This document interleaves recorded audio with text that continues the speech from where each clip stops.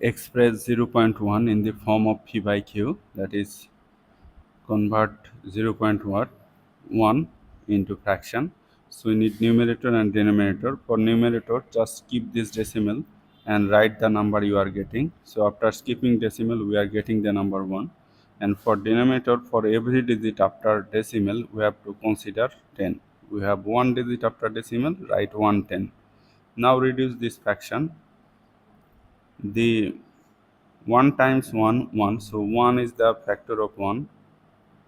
1 times 10 equal to 10. So 1 and 10 is the factor of 10. Then 2 times 5, which is equal to 10. So 2 and 5 are the factors of 10. The common factor between these two is 1. So if you divide this 1 by 1, you will get 1. If you divide this 10 by 1, you will get 10. So this is the reduced form